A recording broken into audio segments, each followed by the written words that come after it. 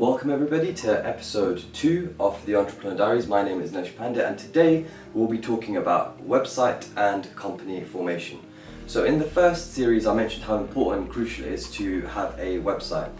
Again, I mentioned that in my opinion you should set up the website first before anything else, but of course different people could do different things. But in my opinion, website first and foremost is the most important thing to do. Now, many of you will think, well, how do I set up a website? How does it rank on Google, Bing, and the other search engines? It is really very simple. The first thing that you've got to do is you've got to register your domain. So, for example, if it's you're selling pet goods, you could call it petgoods.com. A lot of the times your domain may not be available, so you've got to think of another alternative. But just be careful with branding versus names. For example, if you're a brand that sells clothes, Gymshark is a really good example. You're going to want to call it Gymshark. You're not going to want to call it, Applebee's or anything like that. You're going to want to relate it to that, okay?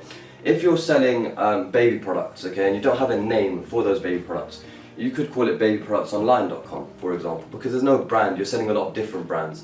So just think about the domain and the name that you want to portray, but just make it searchable. Don't think of any silly names unless, like things like Purple Monkey, Funky Gorilla, they're very good and very unique names, but obviously then that becomes your brand identity. So base your domain on what products you're selling, a service that you're selling, or what it is that you're doing. That, in my opinion, is very important. I'll take you through the domain process in a little bit. Just remember, along that process they're going to ask you about privacy. So, do you want to keep your domain private? What that means is someone can actually search the domain and see who it belongs to. So I'd say longer term you want to keep yourself private and make sure you don't know who it is, just in case competitors are analysing and try to figure out who you are. Email platforms, that comes after your domain registration. So typically, obviously, once you register your domain, they would ask you, would you like email set up? So obviously it's very important to have your own email and info, or a sales and your own email. You could even just go ahead with one email for now, but just remember, when you're emailing prospective clients, they're coming from an info address. Maybe it's not as professional as it coming from your own personal address. A lot of people may also want to know who you are and obviously connect with you, and having your own personal email is always a good one.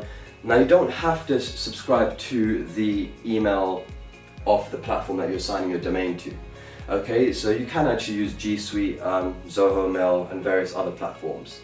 Registering your domain obviously can be done via various platforms. Doesn't have to be through one platform specifically. There's 123reg, GoDaddy, which I'm sure everyone's heard of, and many others, which I'll go through. UK Fast Host and many others. But again, .com, .co.uk. Think about the placement as well.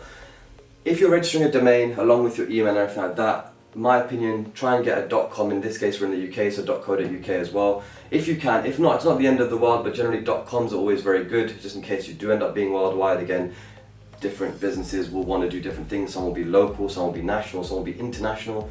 So think about what that means. A .com will generally give you a broader reach. .co.uk, because we're in the UK at the moment, obviously, generally you might think, okay, they're only selling in the UK. No, it's not necessarily true, but something that you might want to think about.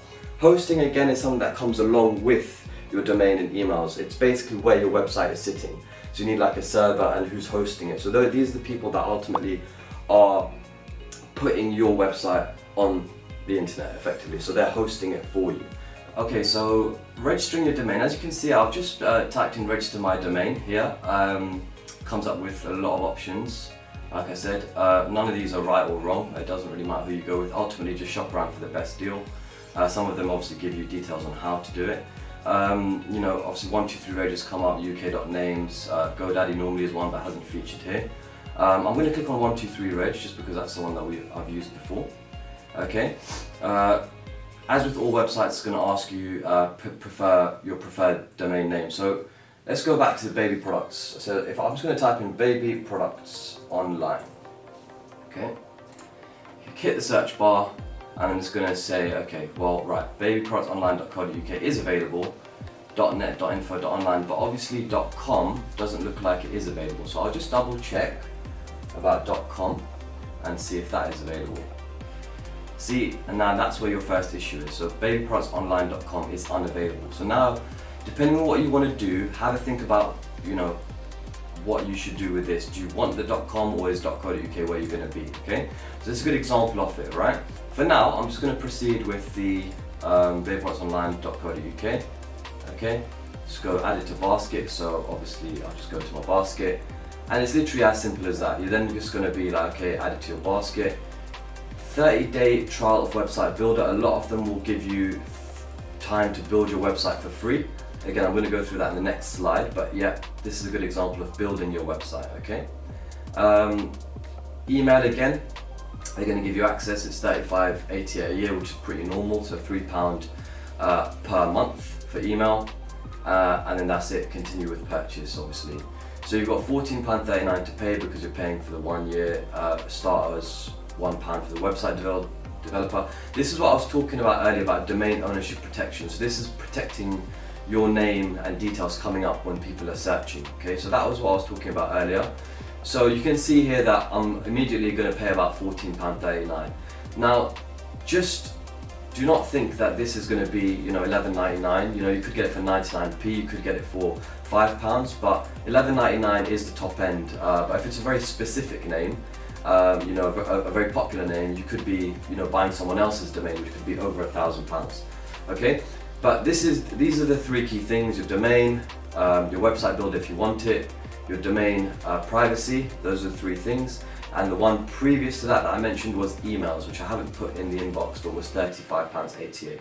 So think about those expenses on the off that you might be incurring, and maybe just shop around and compare it, and then obviously just check out wherever you're going to be, and then you're basically done.